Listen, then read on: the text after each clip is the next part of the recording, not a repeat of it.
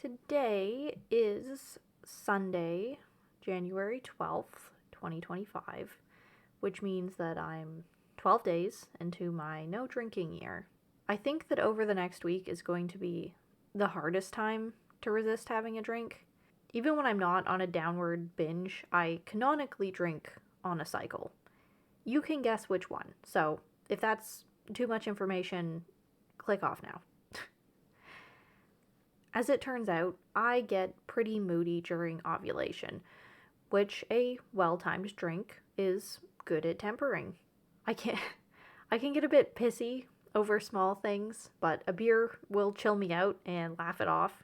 Having a random cooler or two is always like kind of optional during ovulation, but the next part of the cycle, not quite so much for me, canonically.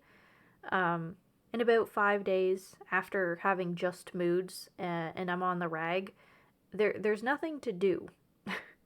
Physically, I mean. I get bummed, everything is uncomfortable, it's inconvenient to go anywhere, and being too active just gives me a rash from my pad, so all I want to do is hang out in my room and play games. And cramps aren't usually too bad, but the numbing from booze doesn't hurt, and the distraction from drinking keeps me happy and occupied. Drinking and gaming are pretty closely linked. They've got some deep founded associations in my brain, and I'll try uncovering that a bit later. The point of this vlog update is mostly to say that not only am I used to drinking while on my period, like how people give themselves leniency with chocolate or ice cream, I'm going to be doubly indignant about not being allowed to drink because of my hormonal state.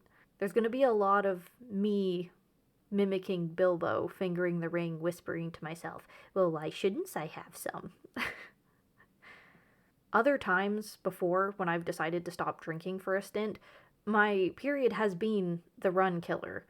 I'd be like 3 weeks out, get hit with the grumpies, and go grab myself a bottle of wine. So hopefully I'll tough it out this time.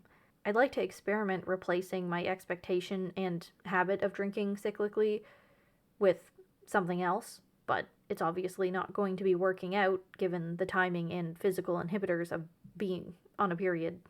So, if you have any suggestions that isn't cuddling up under a blanket with a book and a glass of wine, be my guest. Comment below. I will keep you posted.